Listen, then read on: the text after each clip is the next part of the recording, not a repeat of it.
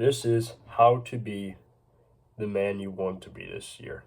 I'm not going to waste your time. I'm going to jump right into it. So, the first step to becoming a better version of yourself is what I did when I had this realization that I need to do this.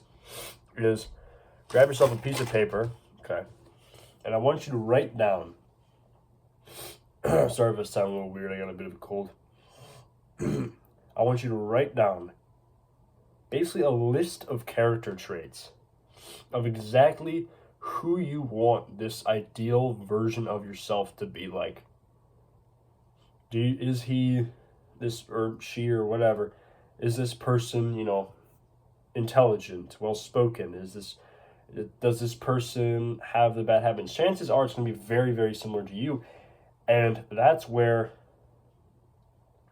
a lot of people would criticize this comes in, where a lot of people would say that this is inauthentic and you shouldn't create this persona in your mind that you would pretend to be. And for many people, pretending to be this person, it's not pretending. So what I'm getting at here is when you're creating this ideal self, this version of you, and I want you to be really, really deeply thinking about this. It might take you hours to genuinely, fully figure out exactly what you want this ideal version of yourself to be like. And the reason it's going to take so long, the reason I want you to truly think about this, and really almost even start to question your own morals and values like a psychopath, because it's not being inauthentic. And I'll explain why. The reason it's not inauthentic, if you don't just go crazy and create a completely fake person, is because this is who you're supposed to be. This is who you're supposed to be. If the world hadn't steered you in this direction, or if people hadn't, talked down to you as a child, or if you weren't, if all these little tiny micro things in your life hadn't happened that were negative and had negative impact on your life, chances are you would already be this ideal version of yourself. If you weren't tempted and you didn't fall into an addiction, then you would be that ideal version of yourself where you don't have that addiction. This is you becoming more genuine. So write down everything. Be ridiculously detailed of exactly who you want to be.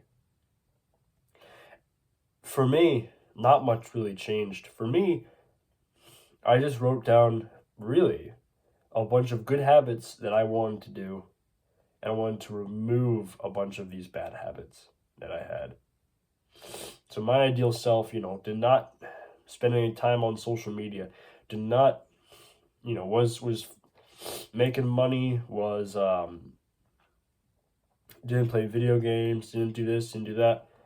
And of course, I'm not there yet, and most likely you'll never really be there. But the goal of life now, this end goal for you eventually get, is to one day be able to basically just get as close as possible as you can, because there's this huge gap between who you are now and who you want to be. So the goal of life, the goal of self-improvement, is to just narrow the gap as much as possible. And it's never going to be perfect. It's never be perfect. Hamza isn't perfect. Andrew Tate isn't perfect. All of these self-improvement people, it's never going to be there 100%. There's always going to be the tiniest thing that you can change.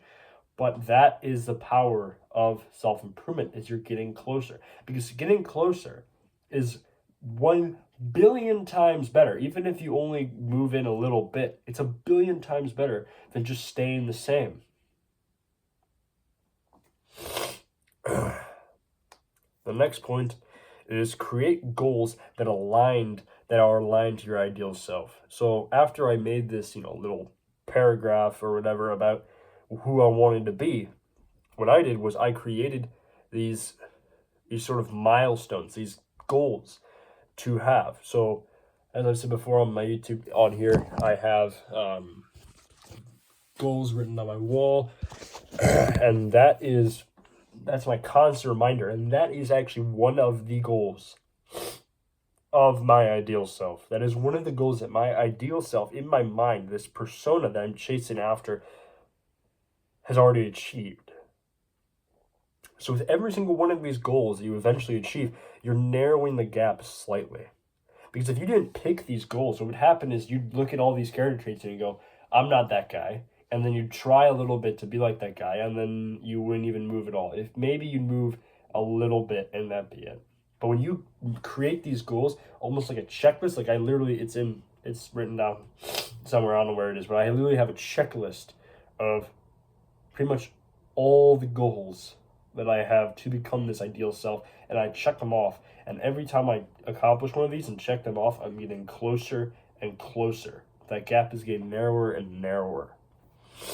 The next point is pick one or three of these goals, because so many people will see all these goals, this big list that they have to achieve to reach this ideal self, and go, I gotta do all of it. I have to do all of this. This all has to happen, and then they get overwhelmed, and they try to do them all in one day, and it's horrible. It never works, because you can't do too many things at once, because your attention can only be given to so many things. So pick 1 to 3, preferably 1 or 2, but 3 is the maximum, and just do what you can to just focus like a psycho on achieving these 1 to 3 specific goals.